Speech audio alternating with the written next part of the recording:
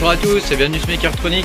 Je suis très content de vous retrouver aujourd'hui pour cette nouvelle vidéo où on va miner un coin et on va hausser les cartes mères, les processeurs pour avoir un bon ratio puissance, consommation et puissance quoi. Voilà. Merci de me mettre un petit pouce bleu et de vous abonner à la chaîne si vous n'êtes pas abonné. Alors, désolé pour le bruit, parce qu'en dessous il y a les rigs qui tournent. Voilà. Donc, j'ai placé mes cartes ici avec un espèce de socle, que j'ai récupéré. J'avais imprimé ça en fait pour ma femme et puis finalement je les ai récupérés. Voilà. J'ai ajouté un petit switch parce qu'il commence à y avoir du monde ici. Voilà, donc c'est des petits switches manageables, c'est pas mal. Voilà, ça permet de vérifier que les flux passent bien et tout ça. Pour ceux qui aiment bien la partie réseau, voilà. Donc là, j'ai monté ça sur une seule alim, comme je vous avais montré dans la vidéo précédente. Donc pour les besoins de l'overclocking, j'ai mis une carte graphique, mais comme vous le voyez là, ça mine et il n'y a pas de carte graphique quoi. Donc ça consomme moins et en plus en overclockant, en undervoltant le processeur, pour le coup, ça consomme encore moins. Donc la station de bataille, elle se trouve en bas. Parce que j'ai un écran ici, j'ai un écran qu'on peut transporter, là c'est un 15 pouces chinois là, qu'on peut balader, j'ai mis un clavier et j'ai overclocké le bignou et je vais vous montrer comment on fait. Voilà, et puis de l'autre côté, donc j'ai mon autre PC, c'est un peu le camping là, j'ai mon autre PC où je regarde mes, alors attends, faut que je le retrouve là, mes workers quoi. Et je vais essayer de vous montrer ça. Pour une fois, je filme pas avec mon écran, je filme avec mon téléphone. Donc ça, c'est le non undervolt. Donc il mine à 1,9. Et comme vous pouvez le voir, il chauffe pas mal. Il est à 78 degrés. Alors quand on va voir, je vous ferai voir après les commandes, mais quand on va voir dans la partie Linux, on voit qu'il est à 4,3 GHz en continu quoi. Et là, c'est la partie undervolt, donc ça veut dire grosso modo qu'on bloque le voltage et donc ça permet de consommer moins et comme vous pouvez le voir là, il est à 54 degrés pour 1800 quoi à peu près, donc on perd 100, même si je rafraîchis la page, je pense qu'il doit être un peu plus maintenant, non c'est toujours pareil. Donc voilà, donc on perd 100 si vous voulez en hash rate quoi à peu près. Par contre on gagne énormément en température, voilà. Et en consommation, je vous ferai voir après la prise en consommation, c'est intéressant aussi. Voilà, donc pour overclocker le bazar, je vais mettre un pied sur le téléphone parce que je vais avoir besoin de mes deux mains et je vais vous montrer ça. Donc je vais commencer par redémarrer le bazar, donc je tape reboot, hop, comme ça. Donc là ça va redémarrer. Alors je vais essayer de bien filmer ça, je suis pas un pro de la caméra, donc voilà. Donc là vous voyez, comme vous voyez le message, donc faut brancher la carte graphique évidemment pour faire tout ça. Là je bourrine la touche supprime et on arrive dans les settings de la carte. Donc je vais pas aller dans OC, je vais aller dans les settings de base ici. Et alors la dernière fois, vous vous rappelez, la dernière vidéo, on avait configuré quelques trucs. Alors, donc il nous faut d'abord configurer la mémoire. Donc en fait non, c'est dans OC que ça se passe. Il nous faut d'abord configurer la mémoire. Alors ça dépend de votre BIOS, mais votre BIOS il peut être différent du mien. Celui-là, moi il est en noir et blanc, il est vraiment pas beau. Mais c'est pas très grave. Voilà, ici vous avez par exemple DRAM frequency. Donc ça il faut le régler. Ça vous permet de régler la vitesse de votre mémoire. Donc moi c'est de la 3200, donc il faut le régler manuellement dans la mesure du possible. AXMP je l'ai désactivé, et puis ici on peut régler, la première chose qu'il faut faire c'est régler le voltage de votre processeur. Donc moi c'est tout en bas, c'est ici, il faut passer en override mode ici, et ici vous mettez le voltage que vous souhaitez. Donc moi j'ai mis 1 volt, donc en fonction du voltage que vous allez mettre, vous allez pouvoir plus ou moins monter votre corps. Donc moi je mets 1 volt, ça évite de consommer trop, et voilà, ça permet d'économiser 30 watts, chez moi en tout cas ça permet d'économiser 30 watts à la prise quoi. Ce qui est quand même pas négligeable, je vous rappelle qu'on mine, on n'est pas là pour avoir les perfs les plus ouf, Et puis une fois qu'on a fait ça, donc là ce que je vous conseille maintenant c'est de redémarrer et de tester déjà avec un volt. Hein. On va modifier le CPU ratio. Hein. Donc ici, de base, si je mets rien, il est à 3700 MHz mon processeur. Donc ici j'ai mis 40 en CPU ratio. Donc grosso modo c'est un multiplicateur. Hein. Et ça me donne la vitesse, vous voyez on la voit ici en dessous là, elle est de 4 GHz. Donc je suis resté sur 4 GHz, j'ai essayé de monter un peu plus, 4,1 c'est instable, ça commence à miner et puis ça plante, et 4,2 ça démarre même pas. Donc si je voulais monter un peu plus, il faudrait que j'augmente le voltage. Alors de mémoire, j'en suis pas certain, mais de mémoire on peut monter jusqu'à 1,30 en voltage. Mais franchement, je ne conseille pas d'aller au-delà de 1 parce que nous on est des mineurs, hein, on n'a pas besoin d'avoir des perfs de ouf non plus. L'idéal c'est que le processeur chauffe pas trop. Hein. Chauffe pas trop et puis qu'il mine quand même bien. Hein, c'est-à-dire qu'on ait un bon ratio entre la performance et la consommation. Parce que si on monte un peu trop le corps, il va consommer de plus en plus. Hein, et en consommant de plus en plus, bah, pour le coup ça va coûter plus cher. Est-ce que le gain en H quoi, en vitesse de minage sera suffisant pour compenser la consommation électrique? Je suis pas sûr. Donc moi personnellement j'ai trouvé un ratio qui me convient, 1 volt et 4 MHz pour ce processeur là. Donc là, je vous rappelle c'est un 5900. Donc on voit, hein, c'est écrit en haut, hein, 4 GHz, 3200 MHz pour la mémoire et donc 1 volt. Alors, le V-core ici là 0,992. Voilà, ce qui est suffisant. Une fois que vous avez fini ça, vous allez dans les settings ici, vous faites save and exit. Alors après, moi je vous montre mes menus, hein, mais ça dépend de votre BIOS. Hein. Et vous faites save change and reboot. Hein, donc il faudra peut-être que vous testiez de monter à 4,1 GHz, 4,2 peut-être, hein, ça peut peut-être marcher. Ou si ça marche pas à 4, essayez en dessous. Hein. Ce processeur là il marche bien à 4. Je vais overclocker l'autre et j'espère qu'il va marcher bien à 4. Je vais vous montrer maintenant ce que ça donne sur iOS. Et on va se retrouver sur mon ordi, sur iOS, pour voir ce que ça donne, la différence entre les deux. Alors on se retrouve sur iOS pour regarder un petit peu comment ça se passe tout ça. Donc vous voyez, ça c'est mes deux rigs CPU qui sont ici. Donc il y en a un qui est overclocké, c'est celui-là, c'est le 6. Et le 5 il l'est pas. Donc si on regarde plus attentivement entre les deux, on peut voir que le rig non overclocké il mine plus. Par contre il chauffe pas mal et il consomme plus. Et mon rig qui est undervolt, hein, donc que j'ai baissé le voltage en fait du processeur, hein, et je l'ai mis à 4 GHz, bah, pour le coup lui il est carrément moins chaud, hein, et vous voyez il mine pas mal quoi, hein, il mine à 1,7, 1,8 quoi, 1,8. Donc je perds 100 H secondes, je perds 100 H secondes, mais je consomme moins. Je consomme 30 watts de moins, donc c'est quand même pas négligeable. Sur la durée, évidemment, hein, jour après jour, voilà, ça fait quand même des économies. Alors, faut pas se fier à ce qu'il marque là. Hein. Là, il me marque 108 watts. Là, c'est n'importe quoi ça. Hein. C'est pas du tout vrai. Hein. C'est pas du tout vrai. Et alors, pour vérifier les trucs qu'on a, l'overclocking, on peut aller dans la console comme ça. Donc, on tape user et en mot de passe 1. Et vous allez dans le répertoire pros. Ici pour le processeur et on va faire un 4 ça permet d'afficher un fichier et on tape CPU info et donc vous voyez là on voit toutes les informations du processeur, hein, et donc on peut voir que donc bon, bien sûr c'est un AMD, un Ryzen 9 12 cœurs et on voit ici CPU MHz, on voit qu'il a je l'ai mis à 4 MHz, 4 GHz, ouais j'ai du mal ce soir, 4000 MHz. Voilà, et ma foi, voilà. Hein. Donc pour le coup, ça me paraît pas trop mal, puisque quand on mine, hein, l'idée c'est quand même d'avoir un bon ratio entre les performances et la consommation. C'est pas forcément de miner le plus possible. Donc je vais overclocker mon second, et puis après on va aller miner un coin. Donc là actuellement je mine du BNB.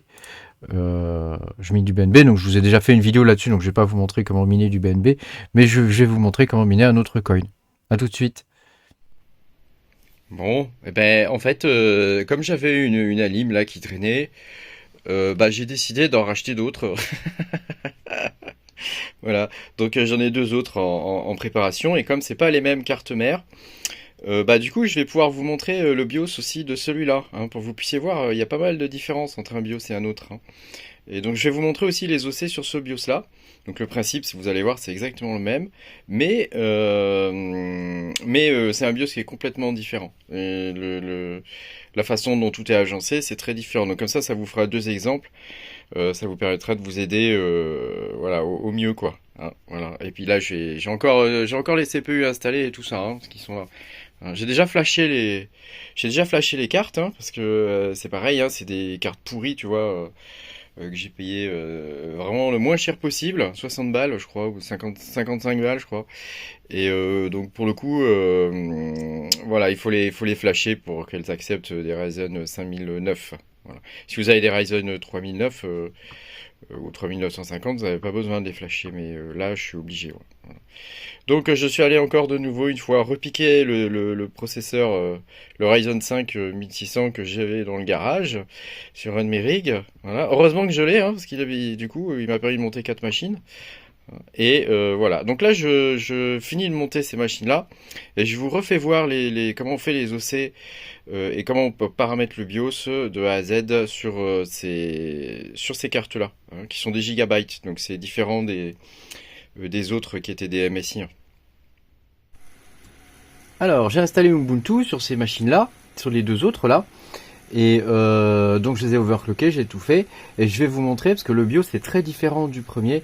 Donc je vais vous montrer comment fonctionne le BIOS sur Gigabyte. Parce qu'il est vraiment particulier, quoi. Autant sur les MSI ça avait été facile, autant là j'ai un peu galéré sur les Gigabytes. Donc je vais vous faire voir quand même, hein, pour vous montrer que chaque BIOS est différent et va falloir que vous fouillez un peu, hein. Mais aussi pour que vous compreniez un peu le principe de fonctionnement, quoi. Donc là vous pouvez voir que j'ai installé CPU X. Donc c'est une sorte de copie de CPU Z comme il y a sur Windows, hein. Donc il y a des benchmarks, il y a plein de choses, voilà. Veillez bien à ce que vous ayez la mémoire en 3200, hein, quand vous faites l'installation, que ce soit sur Windows ou sur Linux, hein. Voilà. Donc là je vais redémarrer et puis je vais vous montrer comment ça fonctionne, comment on overclock sur ce BIOS qui est particulier, quoi. Donc je vais faire redémarrer. Ouais, vas-y, redémarre. Alors là il faut appuyer sur la touche Supr, hein, au démarrage, hein. Alors là il faut attendre qu'il fasse son cycle. Voilà. Alors vous voyez déjà il a pas du tout la même gueule que l'autre, hein. Alors pour rappel, hein, je vais vous montrer vite fait quand même les paramètres qu'il faut bien mettre, hein, à chaque fois, hein, quel que soit votre BIOS, hein. Déjà il y a le power, la gestion de l'allumage de la machine. En fait moi je l'ai mis en always on, hein, donc ça vous permet de l'avoir tout le temps allumé, hein, voilà. Donc dès que vous mettez le jus, pouf, ça s'allume, quoi. Ensuite vous avez dans le chipset il n'y a rien. Dans les périphériques, moi j'ai désactivé la carte audio, mais c'est à peu près tout ce qu'il y a à faire. Ensuite dans le BIOS ici, alors peut-être que vous aurez à gérer les périphériques de boot, quoi, hein, les disques durs, hein. Donc là moi en l'occurrence c'est entièrement automatique, il est très bien ce BIOS pour ça. Et puis donc système, il n'y a rien de particulier. Et puis ici c'est ici que tout se joue sur Gigabyte. Donc il y a Advanced Frequency Settings avec mon super accent bien pourri. Et puis les voltages. Voilà. Donc le premier truc à faire, c'est les voltages. Vous allez dans les voltages ici. Et donc il vous faut régler le CPU V-Core et le V-Core SOC ici à 1 volt. Voilà. Et une fois que vous avez fait ça, après il vous faut régler la fréquence du processeur. Donc là, vous voyez, il y a un coefficient multiplicateur. Donc en gros, c'est 39 que multiplie 100. Vous voyez, ici il y a 100 et là 39. Donc moi je l'ai forcé à 39. Donc ce qui fait que je suis à 3,9 GHz ici. Mais vous pouvez essayer plus. Moi j'ai essayé 4 GHz aussi. Voilà. Après, pour des raisons de consommation, je trouve qu'il est mieux en 3,9 GHz qu'en 4 GHz où il consomme plus, quoi. Voilà. Et puis évidemment, hein, la mémoire ici, hein, vous devez choisir le bon profil pour votre mémoire, hein. Sinon vous restez avec une mémoire en 2000 et quelques MHz, alors que par exemple là j'ai des barrettes en 3200, hein, en DDR4, hein. Voilà. Donc vous voyez, c'est pas très compliqué. Après, on peut vite se perdre, hein, parce que par exemple, on peut aller là-dedans et non, c'est ici. Et vous voyez, ici il y a une section AMD overclocking. Alors si vous allez dedans, là c'est la merde. Il y a le manual overclocking. On peut paramétrer plein de trucs. Enfin, c'est vraiment la merde et je vous déconseille de faire ça, quoi. Et il y a aussi AMD CBS qui permet de gérer le processeur avec l'enveloppe thermique, oui c'est ça, enfin l'enveloppe de puissance, quoi. Combien il va consommer de watts. Ça, moi je l'utilise jamais. C'est très compliqué leur truc là. Je préfère pas y toucher à ces machins là. Donc je préfère aller directement dans leur système là, MIT. Alors, grosso modo, hein, vous devez trouver des valeurs, le coefficient multiplicateur, hein, comme on l'a vu dans le premier BIOS, et puis le voltage. Hein, donc là, c'est dans deux sections séparées, c'est un peu moins facile que sur le BIOS de la MSI, qui ressemble beaucoup à celui de la Asus, hein, d'ailleurs. Voilà, c'était pour vous faire voir ça. Et quand vous avez fini, vous allez dans Save and Exit, et vous sauvegardez, et vous sortez. Hein. Donc vous pouvez tester, par exemple, un coefficient multiplicateur de 40. Si ici, ça plante, vous passez à 39, hein, et toujours en essayant de rester dans les 1 volt, quoi, hein. 1 volt, 1 volt 1. Hein. Alors sur les gigabytes, il y a une particularité, c'est qu'il y a un truc qui peut gérer dynamiquement le voltage, et donc on n'arrive pas à rester à 1 volt, quoi. Donc il monte à 1 volt 1 en fait. C'est un peu pénible, il est censé faire ça automatiquement, quoi. Bon. Voilà. C'est un peu pénible, mais enfin c'est comme ça. Donc moi j'ai choisi d'installer un Ubuntu, hein, pour miner avec mes CPU parce que c'est plus facile. Et surtout je peux miner n'importe quoi, je peux monter des nodes et des choses comme ça. Donc pour moi c'est plus de facilité que d'avoir simplement un iOS, quoi. Où là je suis très limité parce que la version d'Ubuntu sur iOS c'est la 18. Elle est quand même vachement vieille. Hein. Donc bon. Hop, je vais me connecter et puis je vais vous remontrer CPU-Z là, CPU-X pardon. Enfin si j'y arrive parce que le clavier là il est... Voilà, hein, j'y arrive quand même. Hein. Donc là vous voyez on fait ça, hop, on lance CPU-X, toc, voilà, on lance ensuite le moniteur système, hein, ça permet de voir la charge, ici, voilà, et puis évidemment on le contrôle à distance, hein, avec... moi je le contrôle après complètement à distance avec SSH. Hein. Voilà, et puis ici il faut démarrer le démon. Hein. Donc démon c'est le service en fait. Hein. Linux ça s'appelle comme ça. Toc, voilà, vous voyez il va s'arrêter et se relancer et il va détecter plus de trucs. Voilà. Et donc vous voyez la tension là il est de 1,1 volt. Voilà. Donc à la prise ça consomme à peu près entre 130 et 140 watts quand il est à bloc. Là, il consomme que dalle. Et il y a un truc intéressant là-dedans pour checker si votre système est stable, c'est les benches ici. Vous pouvez les démarrer, hein, et choisir le nombre de trades. Par exemple, là, on peut mettre 23 trades. Hein, et on fait démarrer ici, toc, il va pendant 1 minute. Vous voyez là comment ça monte, les processeurs. Pendant 1 minute, il va balancer la sauce à mort. Avec 23 trades. Voilà. Et c'est quand même bien pratique parce que ça permet de tester sa machine, quoi.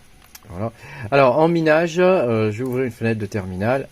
Toc. Voilà, pour vous montrer directement ici. Sur quoi je mine. Donc on va faire sudo su pour passer en route. Voilà. Et donc une fois qu'on est dedans, je vais essayer de vous zoomer le truc. Ah voilà.